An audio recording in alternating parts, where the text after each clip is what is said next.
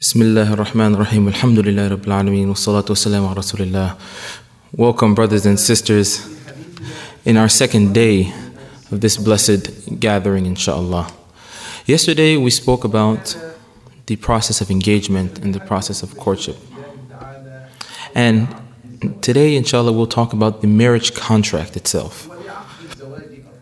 And the marriage contract has pillars that our fuqaha spoke about, and their scholarly judgment differed. Some of them gave the marriage contract multiple pillars, others gave it fewer pillars. Now, the word pillar in the language, in the Arabic language, means, the word rukun means a strong foundation or a strong side. And they talk about, in the military language, they talk about pillars, military pillars. This pillar, the left pillar, the right pillar, and the pillar, the rukun, would be the strongest part of something, or the strongest side of something. Now, in the Sharia language, it means that which is part of something, and the thing is dependent on this. So, for example, we say that Takbirat al-Ihram is one of the pillars, the arkan of prayer. This means that when you say the Takbir of Ihram, Allahu Akbar, means it's part of the prayer itself. It's part of the reality of prayer. It's not something that is separate from the prayer. It's not like wudu, for example. Wudu is a condition for prayer to be correct, but it's not actually part of the prayer, right? Wudu is something outside of prayer. But as for the salah itself, the salah is statements and actions that are began with the takbir and are ended with taslim. So that's what salah is. So, a rukun of something, or pillar, is something that the subject matter is dependent upon this, and this rukun is part of it. So, what are the pillars of marriage? The Hanafis say the only thing is the sigha, meaning the offer and acceptance. The Shafi'is are on the other side, and they say there are 5. They say that the pillars of marriage are 5. The wali, the 2 witnesses, the husband and the wife, and the sigha, meaning the offer and acceptance. So the wali, the 2 witnesses, the husband, the wife, and the sigha, the offer and acceptance. And now we want to talk about, away from all these fiqhi discussions, we want to talk about what are the important things in the marriage contract that have to be there in order for this marriage contract to be correct and legitimate, regardless of whether we say that these are conditions or we say that they are pillars. So first thing, let's talk about the sigha, or the verbal way that we enter into this contract. Now, first and foremost, we know that contracts have to be done where there's no one can force a person to enter into a contract. Both sides have to be mutually accepting of this contract. And that mutual acceptance has to be translated into phrases or words that will show that this contract is mutually acceptable for both sides. Now, when we say this mutual acceptance, the terminology for it is al-ijab wal-qabul, or offer and acceptance. And ijab, the offer, is whatever is said first, and the qabul or acceptance is whatever is said second. So if the wali says, I marry you, my daughter, upon the book and the sunnah, and the husband says, I accept her, marrying her upon the book and the sunnah, this is the acceptance. The first being the offer, the second the acceptance. This is the Hanafi's perspective here. But the majority of the scholars, they say something else. They say that the ijab, or the offer, is that which is said from the side of the wali, whether it's first or second. And the acceptance is that, or the qabul, is what is said from the husband, or his representative, regardless of whether it's first or second. So they say, the majority, the other three madhabs, the focus is not on what is said first or second, but it's who is the one who said. They say that the ijab, the offer, is from the one who has the ability to give an offer, and the acceptance is from the other side. So the offer is by the girl or her wali, and the acceptance is from the man or his representative. Now, what are the words with which the marriage contract can be entered into? The scholars, they agreed that this marriage contract can be entered into with one of two words, either zawaj or nikah. So if the wali says, I give you my daughter in nikah, or I give you my daughter in zawaj, two words meaning marriage, and the husband and the man says, I accept, then these terminologies are correct. Both of these terms were mentioned in the Quran and the Sunnah. So in the Quran, Allah subhanahu wa ta'ala says the meaning of which, when Zayd finished with her, we zawajnaka, we married her to you, so the believers will not have any problem in marrying the divorcees of their supposed adopted children. Another verse, O believers, if you do nikah or marriage of women, and it talks about the iddah, and it talks about the rules of that. So you find that in the Quran, the word nikah is mentioned and the word tazweej is mentioned. In the Sunnah, the Prophet ﷺ saying, if someone comes to you and you are pleased with his religion and his character, then zawwiju, then marry him. If you don't do that, there will be fitna on earth and a lot of corruption.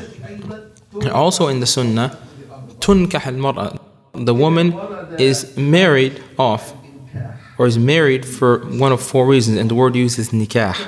So you find these terms, zawaj and nikah, mentioned both in the Quran and the Sunnah. Therefore, all of the scholars agree that you can use one of these two terms. But then the question comes, what about other words? Hiba, for example, gift. Or what about sale? Or what about, ownership?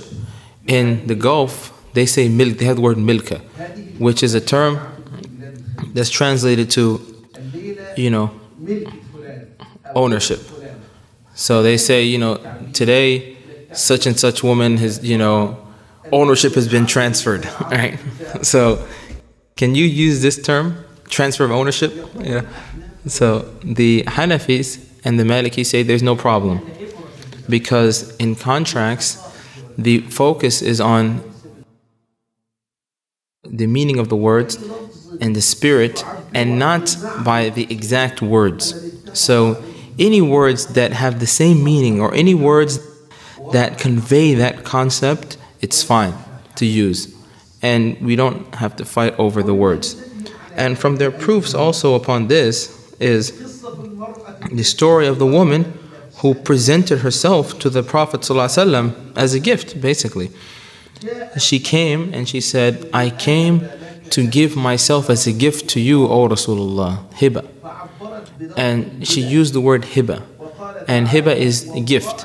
And Allah subhanahu wa ta'ala says, and a believing woman, if she gives herself as a gift to the Prophet ﷺ, if the Prophet wants to marry her, this is purely for him and not for any of the other believers to do. And the scholars say that the special thing for the Prophet ﷺ here is in marrying without any dowry and not with using the term hiba or gift. In that situation, the Prophet ﷺ looked at the woman up and down, and then he put his head down as if he didn't want her. And when the woman saw that he ﷺ was not interested, she sat down. And a man came and said, O Rasulullah, if you don't have any need for her, then allow me to marry her. Then marry her to me. And so the Prophet ﷺ said, go and find something. You have to go get a dowry. You have to have a dowry. So he went and he couldn't find anything. He said, go and find something, even if it's only an iron ring. He went and he could not even get that. And he said, oh Rasulullah, I have this, my lower garment here that I have. This lower garment. And I can give her half of it. And you know, in ihram there's izar and rida. That which is wrapped around the bottom of the body is called what? Izar. And that is wrapped upon the top part is the rida. He said, Ya Rasulullah, I don't have anything except this izar of mine. I can split it in half and I can give her half. And he said, what? He said, it's not going to work. If you wear your izar, she can't wear anything of it. And if she wears it, then you're not going to be able to wear it. So, I mean, it's not going to benefit. And so there's nothing. So the man went away. And when he went away, the Prophet ﷺ called him and said, how much do you have of the Quran?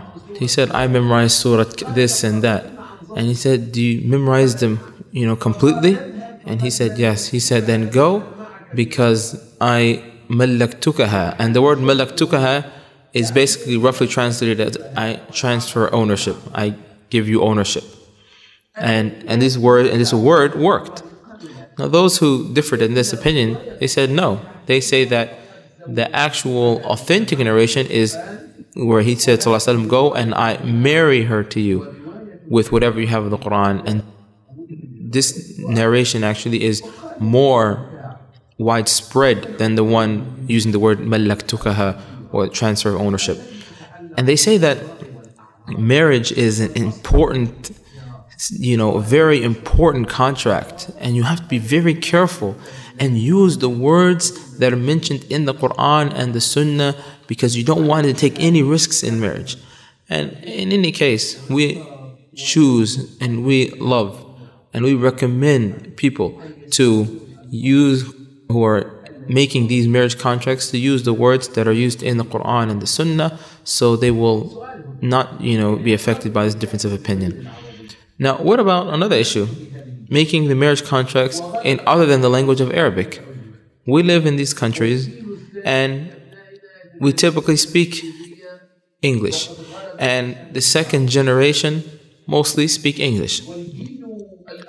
And even the first generation, half of their speech is in English and half of it is in Arabic. And now we live like this, in this contemporary cosmopolitan society. So can you make a marriage contract in other than the Arabic language? The fuqaha agreed that it is okay to make a marriage contract in other than the Arabic language if someone does not know Arabic.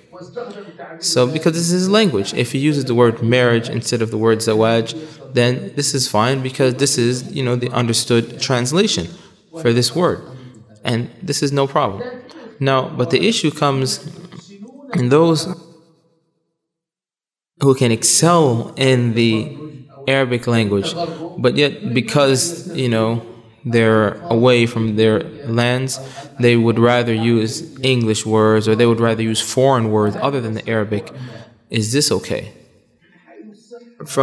In terms of validity and invalidity, the contract is valid, because we said in contracts law in Islam, the focus is on the realities and not on the mere words. But once again, we love and we recommend those who, when they make the marriage contracts, for them to do it in the Arabic language, as long as they have the ability to speak in Arabic. SubhanAllah, Imam of Dar al-Hijrah, Malik ibn Anas, Imam Malik, said, whoever does not speak in Arabic should leave this masjid of ours. They used to kick out those who would not speak in English, and they would say that speaking in Arabic is from the signs of Islam. In the Islamic perspective, is that Arabi, person being Arab, has nothing to do with their nationality, but it has to do with the language that you speak. If a person speaks Arabic, then this person is an Arab. And also something very, subtle here, having to do with the way that you make the contract. The scholars agreed that when you make the marriage contract, you can speak in the past tense. You're saying, I have married you, my daughter, upon the book and the sunnah. And then he says, I have accepted upon the book and the sunnah. The scholars agreed that you can do this.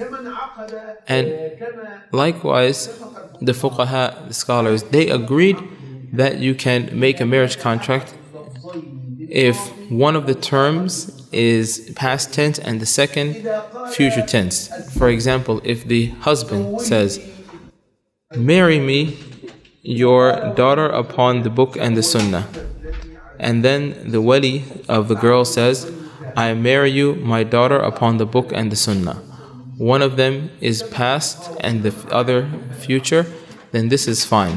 Why? Because in the sunnah we find a hadith of the woman who gave herself as a gift to the Prophet ﷺ, that he said,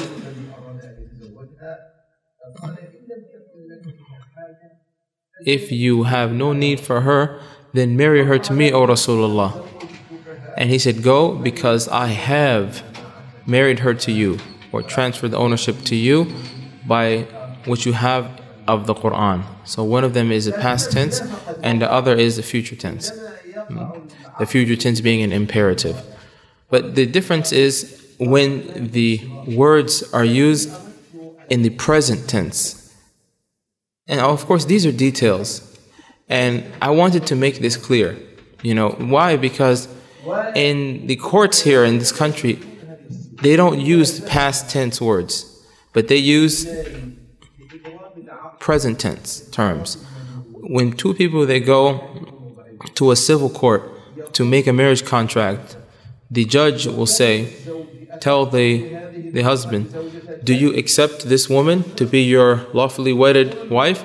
And tells the wife, do you accept this man to be your lawfully wedded husband? And she says, yes, I do. And he says, I now pronounce you man and wife. I now pronounce you man and wife. The firm is, do you accept? Do you accept? And this is a present tense term. And it's given to both. The question is given to both.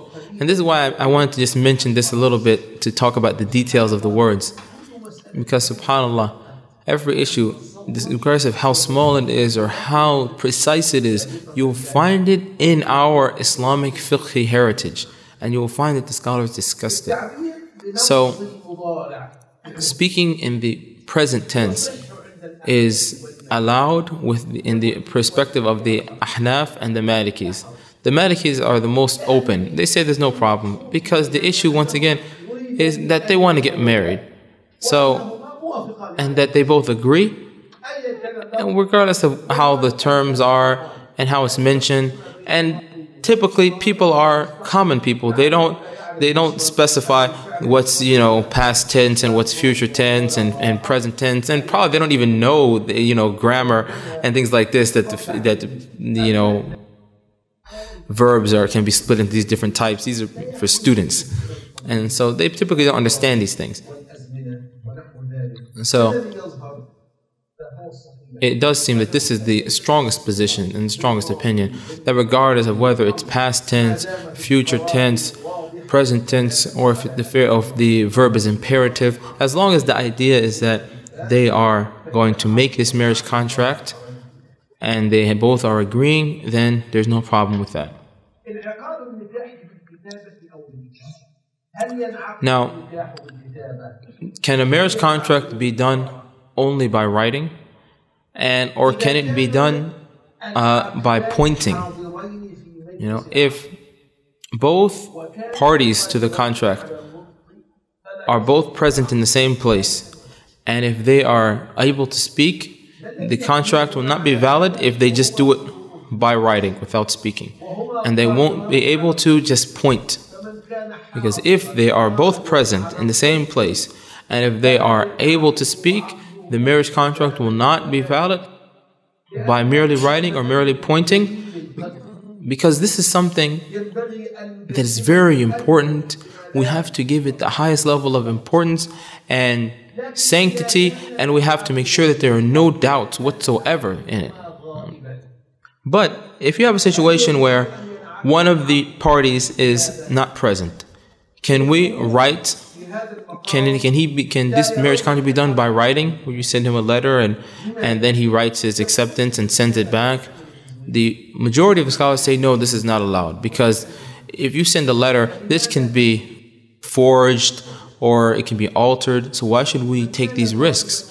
If a person is not present and wants us to make a marriage contract for him, he can assign someone who is present to be his representative, whoever the other party is, and then they can get married. For example, if somebody here in Michigan wanted to marry a woman in Cairo, instead of him sending a written document where it says, marry me to this woman, he can just make somebody, human being, who is there in Cairo, who is there in that gathering, and say, I make you my representative to marry on my behalf. So in this case, one of the people who is in that gathering will be his representative, his agent, to make this marriage contract on his behalf.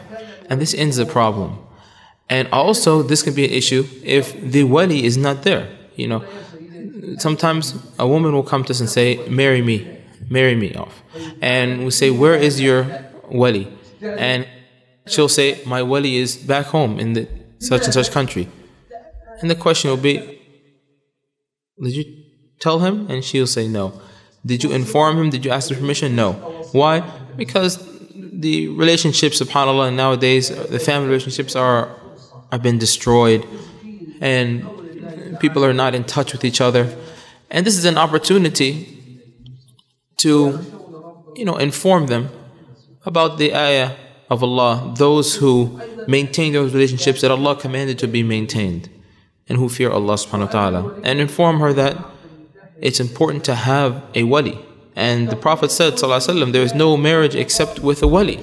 And she'll say, oh, but my wali is back home, and what about in the tickets and visas and things like this? We say, no, it's very simple. Your wali can make somebody here his agent, and we can do this marriage contract. And so he said, give us your father's phone number. And so we call the father, say, is this your such and such your daughter? Yes. She wants to get married, and such person came to her, and this person is such and such and such and such. Do you agree for her to marry him? If he says yes, we say, make someone your agent. And he'll say, okay, I'll make you my agent. Or he'll say, I'll make such and such person my agent. The issue is really simple. If people want to follow the Sharia, it's easy, it's not hard. But Allah subhanahu wa ta'ala doesn't close the doors in front of people to achieve their benefits, true benefits. Allah subhanahu wa ta'ala knows, and He is the most subtle and the most merciful. If He closes the door to a certain perceived benefit, it means that it's not a real benefit. It's either perceived that people think that it is a benefit, but it's not, or it's a benefit, but it may have other harms that will come as a result from it. And Allah subhanahu wa ta'ala knows those balances. So, bottom line is that the majority of scholars do not allow for someone to enter into a marriage contract by writing, sending letters and the like, but they say that you should assign someone to be your representative or your agent who is present in the gathering. The Hanafis have a different perspective. They say that it is okay to write, if a person is not present.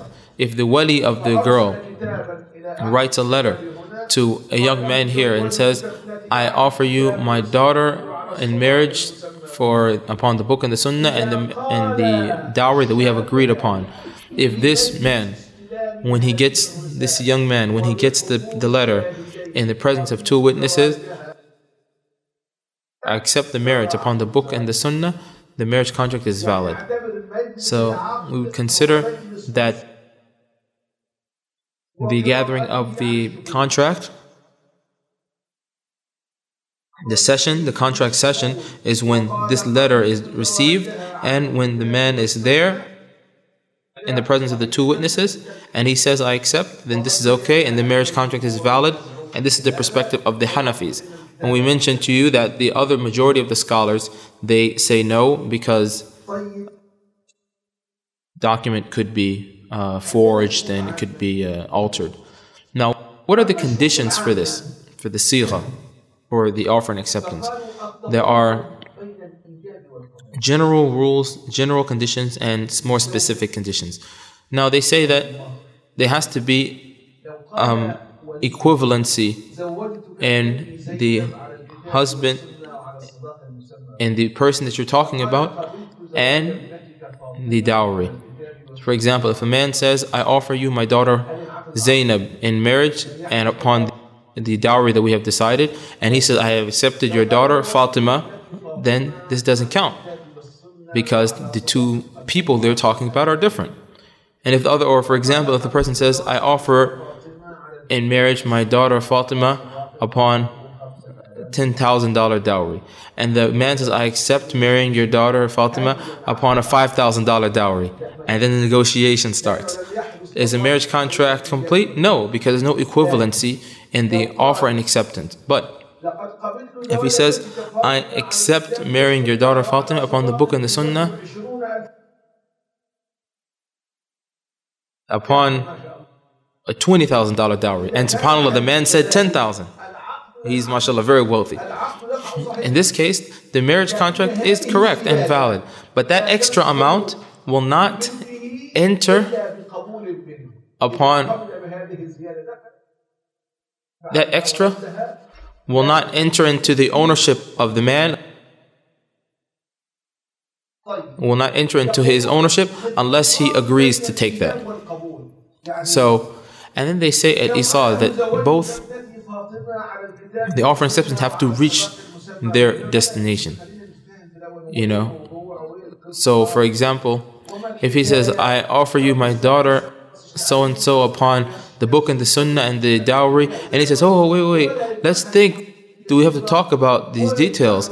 And what about my schooling? And what about this? And what about that? And then they start talking about more things. And they talk about politics and Gaza and Palestine and this and this and that. And then at the end of the long session, they say, oh, okay, I accept it. No, in this case, where he has to make a new offer, and then the man accepted, so they're both happen at the same time.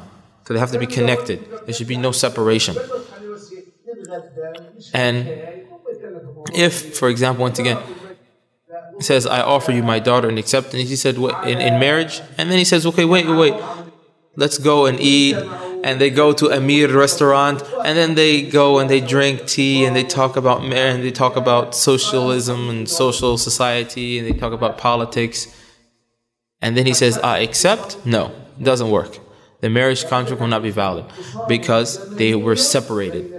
They were, temporarily separated. So it has to happen at the same time. The offer and acceptance have to happen with a very small period of time. Now, how much time will make it, invalid between the offer and the acceptance? This is something you go back to what is known in the society. The society may see that if you make an offer and then people go and they talk a little bit and they drink some tea, it may not be considered in the society to be a break in the negotiation or a break in the discussion. So once again, it goes back to the society. Now, also, the man who makes the offer has to remain upon his offer until the acceptance comes. So for example, if he makes an offer and says, I offer you my daughter, and he's waiting, and if he got a phone call that said, such and such, beware of this person, he's being deported and he's about to get kicked out of the country and this and that, then he hangs up. And then now he starts thinking and he's worrying, and his mind is running. And he's thinking, what should he do? So he nullifies his offer. And then then the man goes and runs and says, I accept. And no, it's over, it's done. Why? If the one who makes the offer does not remain upon his offer until the acceptance comes, the acceptance will not come to a place that is suitable. It will not hit a fertile ground. So if the offer is given and then the person pulls it back and nullifies it, if the acceptance comes, it will not find a fertile ground. and so the contract won't be valid.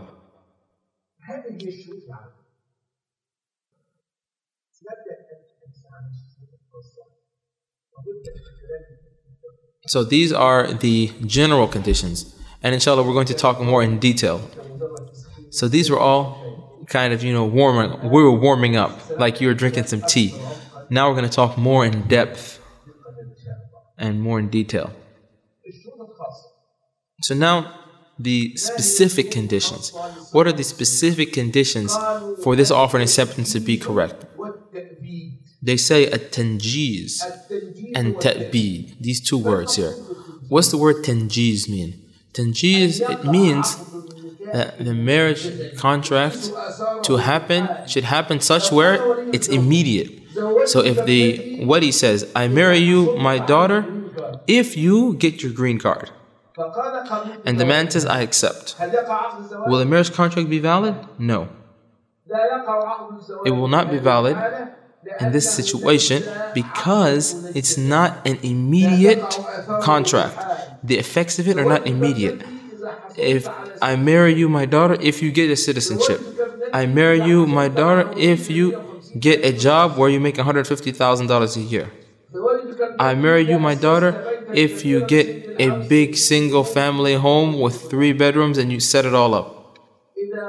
If he says this, then any of these types of conditions will make the marriage contract invalid because the marriage contract in Sharia effects are supposed to happen immediately. So it cannot be connected to a future event. So this is the first condition upon the specific conditions of the sigha. The second is a ta'bid. And ta'bid means that it should be perpetual. Marriage contract in Islam is something that will continue for the rest of one's life. So if you make any condition of timing in this marriage contract, it will make it invalid. And therefore, this will lead us to talking about mut'ah, the marriage of mut'ah, and marriage with the intention of divorce, and marriage of tahleel, and zawaj al-misyar, and various types of marriages in today's age that happen. All of them related in somehow or another to this condition of a ta'bid or perpetuality, the condition of perpetuality for the marriage. And this is one of the strongest conditions of marriage, at ta'bid, that it should not be tied to a certain time frame. If it is tied to a certain time frame, the marriage is not valid. And we want to, inshallah, talk about mut'ah marriage. And then we want to talk about marriage with the intention of divorce. And then we will talk about marrying with the intention of making a woman halal for her previous husband. Now, what about zawaj al-mut'ah? First, what is nikah al-mut'ah? And this is nikah al-mut'ah is the marriage that is specified with a certain time. A person marrying a woman for 1 hour, for 1 night, for 1 week, for 1 month, for 1 weekend. So whatever they agree upon is called zawaj mut'ah. And zawaj al-mut'ah is defined as a marriage that is specified with a certain time frame. Now, what is the difference between zawaj al-mut'ah and regular marriage that the Muslims, agree upon, throughout history? And I want you to understand this issue clearly so we can understand the ruling. The zawaj al-mut'ah, there's no divorce in it. But what happens is it expires. It expires automatically when the time frame finishes. Whoever marries a woman for 1 week, as soon the last minute of that week, the marriage will automatically expire. Just like when you're renting a home or an apartment, it will expire. Likewise, this marriage will expire. And nikah al-mut'ah, there is no waiting period in it. There is no waiting period, no iddah. But what you do is you make sure that the woman menstruates once to make sure that there is no child there.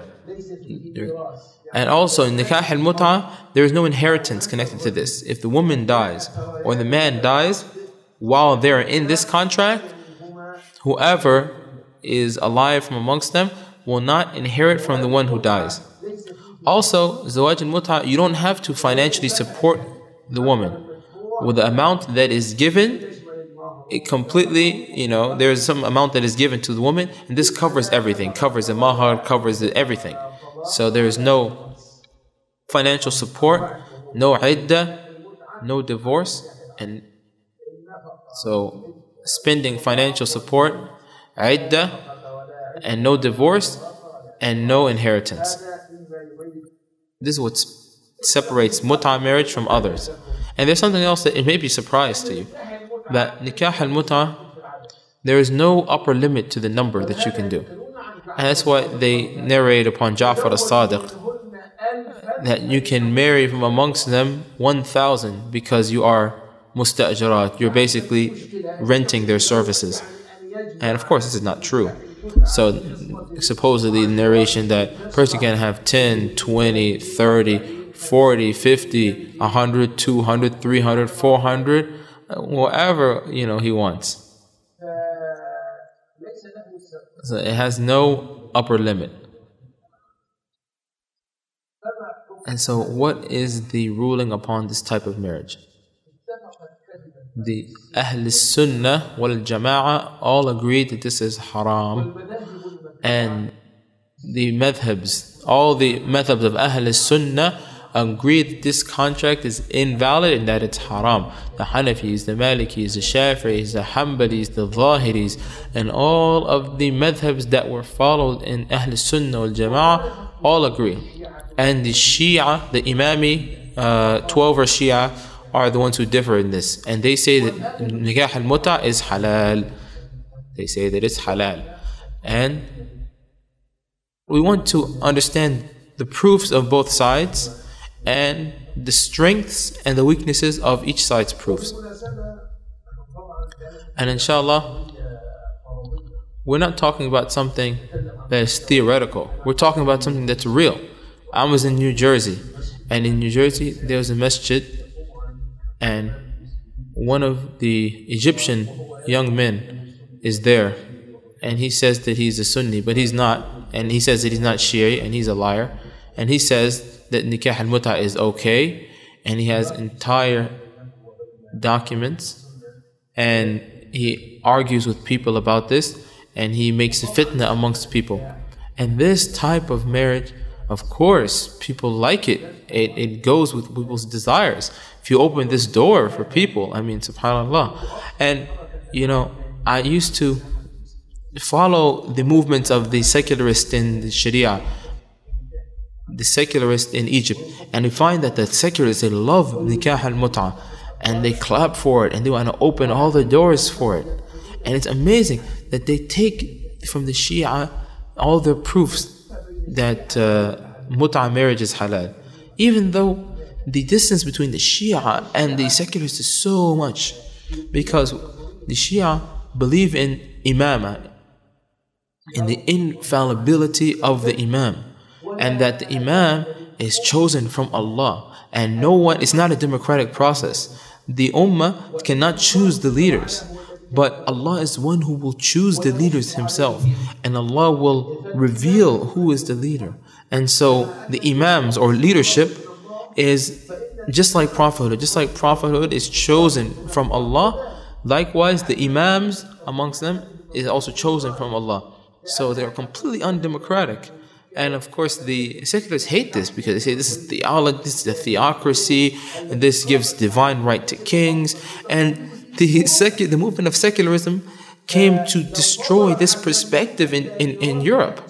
And so, subhanAllah, if the secularists were to look at the Ahl Sunnah's tradition, they find that the Ahl Sunnah is closer to them than the Shia. Because Ahl Sunnah, they say that the leaders are chosen democratically from amongst the Ummah. The people of Ahl al-Hall wal-Aqd, the people who tie and untie the knot, the people who are respected in the society, they're the ones who choose the Imam, the leaders. But yet, subhanAllah, they go and glorify this Shia tradition, the secularists, and they believe that this is the best solution for the problems of the youth in the midst of all of these horrible economic situations. And so they're pushing this really strongly in Egypt. So let's look at the proofs of both sides to see which is strong and which is weak. Let's start with the proof of who? Should we start with the proofs of the Shia or the proofs of the Sunnis? Okay, we're going to start with the Shia side.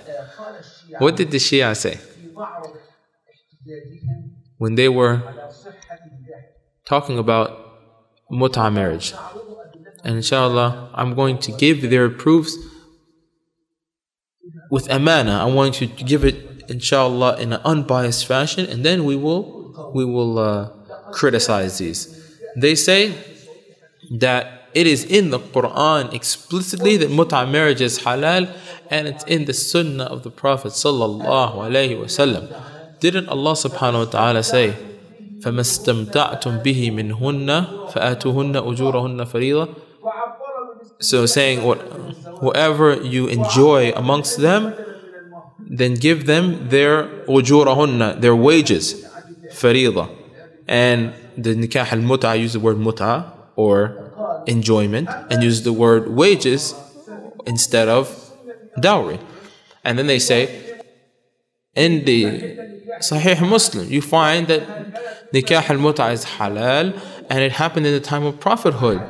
And there's a lot of ahadith in Sahih Muslim that talk about that it's allowed. Mut'a marriage is allowed. And then they said, this mut'a marriage was done in the time of Abu Bakr, and it was done in the time of Umar, until Umar ibn al-Khattab announced upon the ummah that nikah al-mut'a is haram. And so they claim that making the mut'a marriage haram is something that Umar innovated. He was the one who started this, Umar ibn al-Khattab, and he's the one who started this. And the Sahaba were not agreeing with him about this. But the Sahaba, when they were quiet, they were not quiet because they were agreeing with him, but they were afraid of Umar. So because they were afraid of Umar, he was strong and he may harm them. So because of that, supposedly, they were quiet. In the time of Umar, he made this command, and nobody had the strength to stand up to Umar. So they were not agreeing with him, but they were just afraid of him. And then they said, and all of Ahl al-Bayt, all of the family of the Prophet ﷺ agree that nikah al-mut'a is halal. And they say that Ali ibn Abi Talib says, if it wasn't for the fact that what Umar did before me, saying that nikah al-mut'a is haram, only a poor person would commit zina. If it wasn't for the fact that Umar came before me and made marriage mut'a haram, then no one would commit zina except a sad person. Because why would a person commit zina if you have nikah al-mut'a available to you? So they claim that this is a statement of Ali ibn Abi Talib. So these are some of the proofs of the Shia and what they said. And what about the perspective of Ahl Sunnah wal Jama'ah? Ahl Sunnah wal Jama'ah agreed that nikah al-mut'a is haram, both in the Quran and the Sunnah and the consensus of the scholars and even sound intellect. So they say that Allah subhanahu wa ta'ala says in the Quran, those who protect their chastity, except from their wives or what their right hands possess, there's no blame upon them. And whoever seeks outside of that, then they are the transgressors. Allah subhanahu wa ta'ala made it haram to exercise one's sexual desire except through the wife or that which the right hand possesses. And this one who you marry through nikah al-mut'a is not a wife, because Allah subhanahu wa ta'ala made there a limit to marry and made that limit 4. Allah says, marry whoever you wish of the women, 2 or 3 or 4, and if you fear that you won't be just, then 1. And they say, the Shia, marry up to 1,000 because you are renting their services. So this is different from this. And the marriage that the Muslims know has a iddah, a waiting period. It has a divorce. It has financial responsibility. And it has inheritance. But nikah al-mut'a has no waiting period, no financial responsibility, no divorce, and no inheritance. To the extent that the Sahaba say that the ayat about iddah and infaq, financial responsibility, and divorce abrogated the nikah al-mut'a. So, and you find once again in Surah Al-Mu'minun and in Surah Al-Ma'arij that those who protect their chastity except from their wives or those who their right hands possess, they have no blame on this. Whoever seeks outside of that, then they are the transgressors. As for the Sunnah, it is authentic that Ali ibn Abi Talib said, and he is considered the first of the Imams of the family of the Prophet ﷺ, that the Prophet ﷺ prohibited mut'a marriage and prohibited eating the meat of domesticated donkeys on the day of Khaybar. They used to eat domesticated donkeys, and then the Prophet ﷺ said that this was not allowed to eat anymore on the day of Khaybar. So he ﷺ prohibited eating that meat of the domesticated donkeys as well as nikah al-mut'a. And then the Prophet ﷺ stressed this more in the opening of Mecca when he said, "O people, I used to allow you to have zawaj al-mut'a, but Allah subhanahu wa ta'ala has now made it haram until the day of judgment. So whoever has any of these, then let him, end it, and do not take anything from that which you have given them." Once again, O people, I had allowed you to have zawaj al-mut'a, but Allah subhanahu wa ta'ala, actually, I allowed you to do istimta', to enjoy the women, to do mut'a. But Allah has made it haram until the day of judgment. Whoever has of any of them, then let him, leave them, let them go, and do not take anything from what you have given them. And then they said that ijma', there is a consensus that mut'a marriage is haram. Whoever did it in the time of the Sahaba or in the time of Abu Bakr, this is referring to whoever did it in the time of the prophethood. It's referring to that which was done before it was made haram. It used to be allowed, and then the Prophet ﷺ made it haram. So whoever it's narrated that he did this, whatever of the Sahaba did this, it's understood that he did it back when mut'a was allowed. And whoever did it in the time of Abu Bakr, this is understood that this is someone who was not informed that it was haram, that it was made haram. Whoever knew that it was haram would stop doing it.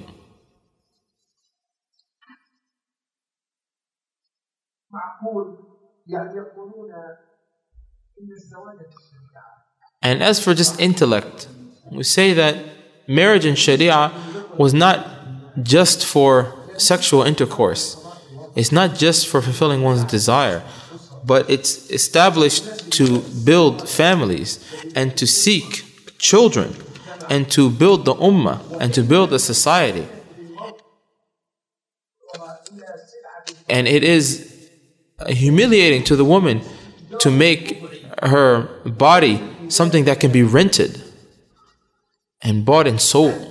And this is not, showing respect to the woman at all.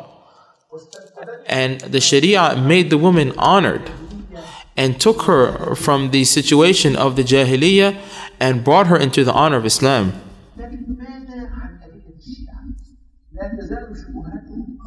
So what about the proof of the Shia?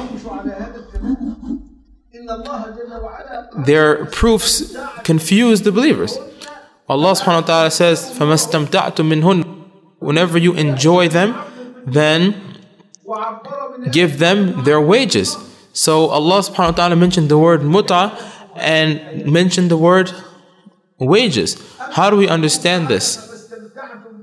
The statement of Allah subhanahu wa ta'ala, whatever you enjoy amongst them, enjoy them. This is talking about when the marriage is consummated. So if you consummate the marriage, you have to give her her entire dowry. As the other ayah says, that if you marry them and if you divorce them before you consummate the marriage, then you only have to give half of the dowry unless they forgive you or the one who in his hand is the marriage contract. And it is better for you to forgive. So if the marriage is consummated, she gets all of her dowry. If he did not consummate it, then she gets half of the dowry that was mentioned. If he mentioned the dowry, half.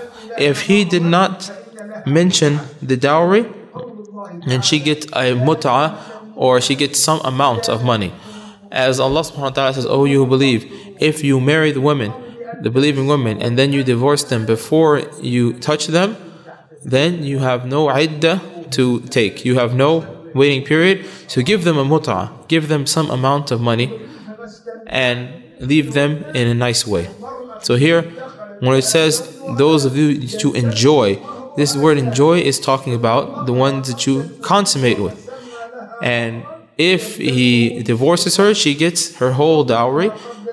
And once again, if he divorces her before the consummation, and if he did specify a dowry, she gets half of that. If he didn't specify, then she gets, a mut'ah, or some amount of money that is decided. Now, what about the word wages or ajr? Using the word ajr instead of mahr is prevalent in the Quran. Allah subhanahu wa ta'ala said, "O Prophet, indeed we made halal to you your wives who you gave them their ujur, their quote-unquote wages." And the Sunnis and the Shia agree that the Prophet ﷺ never married mut'ah. The entire ummah agrees that the Prophet Muhammad ﷺ never married in mut'ah ever in his life.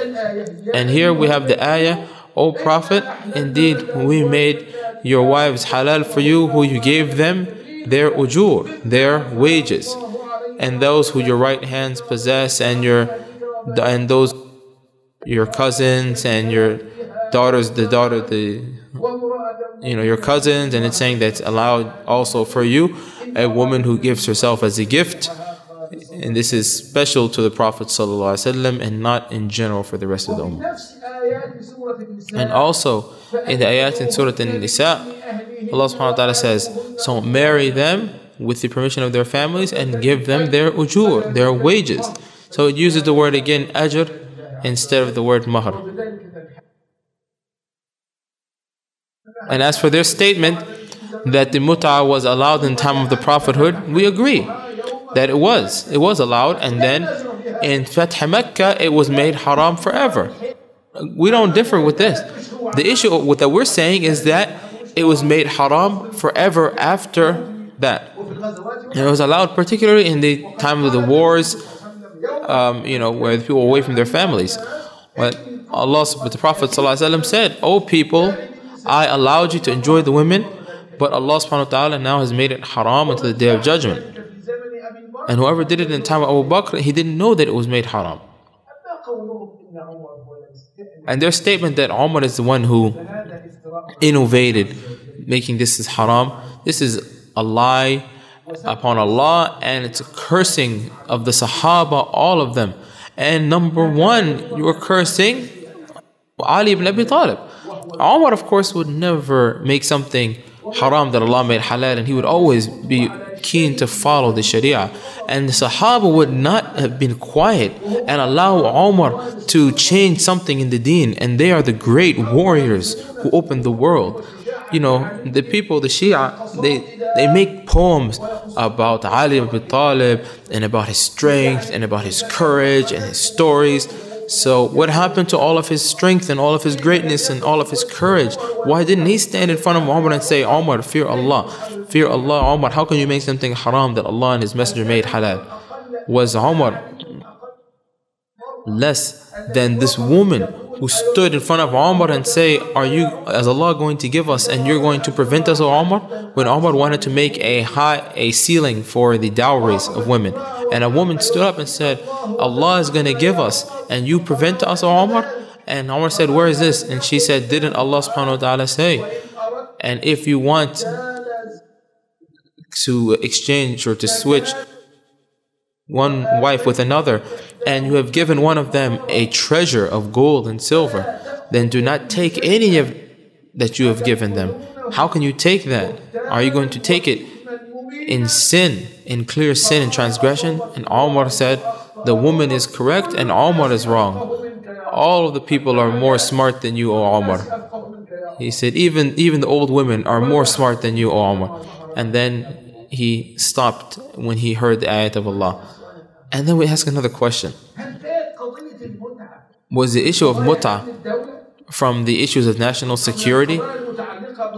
Issues that are attached to, leadership and tacked it to politics? And no, this is something that's a social issue. A social issue, a societal issue. So why is it now an issue of national security and people are afraid they're going to supposedly get killed if they say this? No. And then we say, well, wasn't Ali the Imam after Umar later? Why didn't he, and when he was the Khalifa, why didn't he tell the whole Ummah that it's halal now to do mut'a? After he became the Imam and now he was strong and he had the power, why didn't he announce to the entire Ummah, truth has come and falsehood is gone, now I will make mut'a marriage halal?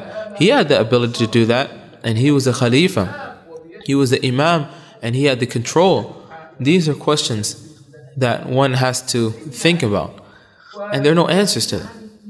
And Ali ibn Abi Talib, he did not live away from the Khulafa. He was beloved of Umar, and he was his advisor, and he was one who told Umar to go and accept the keys of Jerusalem.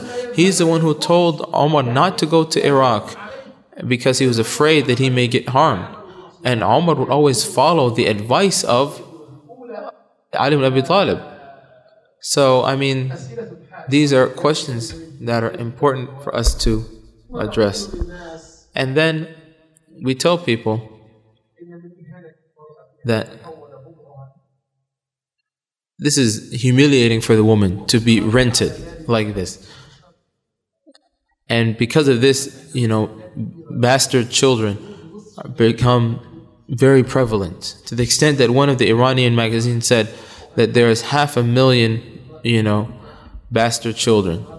And one of the Iranian scholars said to cancel this because of the way that it's destroying the society there. And so once again, mut'a marriage is haram. It is not allowed. No one should fall into saying that this is something halal whatsoever.